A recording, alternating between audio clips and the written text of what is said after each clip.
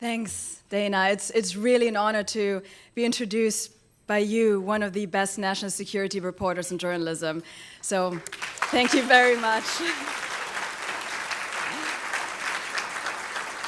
And thanks to the Fertel Foundation and the Nation Institute for this wonderful award in the name of Ron Ridenhour, a truth teller.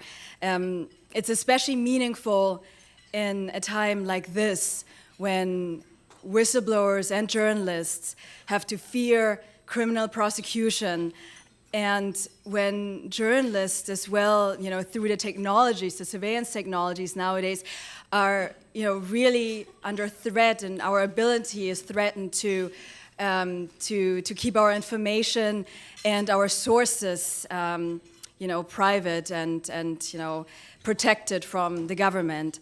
And I faced, many of these challenges during the production of National Bird. In the middle of production, during the production of the film, one of the drone whistleblowers, the veterans in the film, her family was contacted by the Air Force Office of Special Investigations.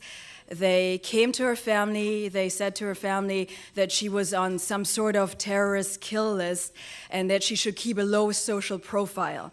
And shortly after that, another whistleblower in my film, and a veteran who you just saw, Daniel, was raided by the FBI and is being investigated for espionage.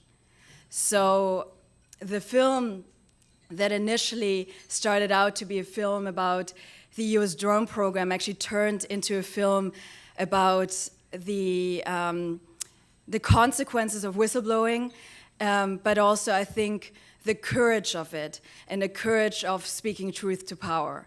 And during this very critical time, whistleblower attorney Jesselyn Radek, who is here today, she provided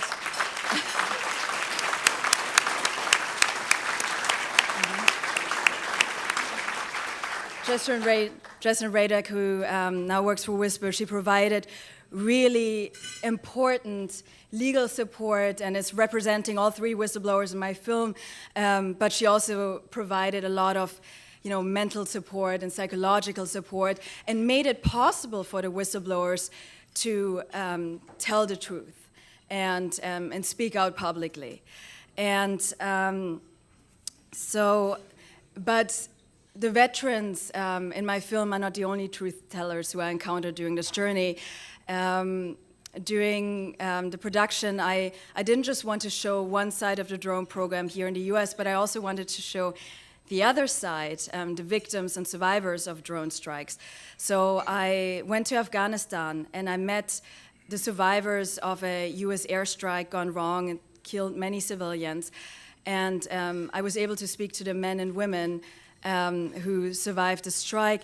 And they traveled 3 days and 3 nights to meet with us because for my cinematographer and me, it was too dangerous to go, to rural Afghanistan where there were a lot of Taliban and meet with them. So they actually decided to come to us.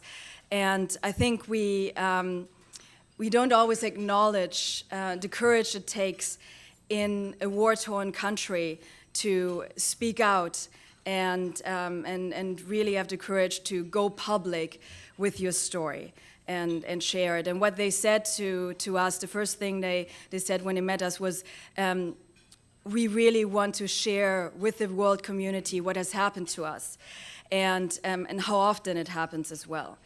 And I think that's really important to acknowledge when we go into these countries and collect the stories of people in these countries. So we as journalists, we rely on whistleblowers, we rely on truth tellers, and I think it's really important that we don't have less courage than them. And same as the society, everyone in this room, I think it's really important for us to work on our courage. And it's not easy with increased surveillance technologies and to protect yourself, to protect our sources. Attorneys are very important for the legal protection as well. And I was very fortunate to have a very small production team, but a very dedicated and courageous production team. 4 people, 5 including myself, 4 of them women. Actually, I've been asked a few times, are women more courageous?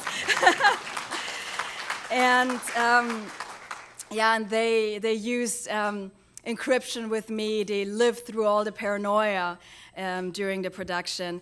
And awards like this, this type of recognition is really important for us, because of the publicity that it provides, that protects, whistleblowers and journalists as well. But it also, keeps us, continuing doing this work, and makes it possible that we can continue this work. And if you want to see National Bird, we actually have 2 screenings in Washington, D.C. One is tonight at American University, one is tomorrow at Busboys and Poets, and then there's going to be our broadcast on PBS on May 1st, and that's one thing that I want to leave you with. This film, and that's, that shows that something in this democracy works. This film receives substantial funding from the Corporation for Public Broadcasting. And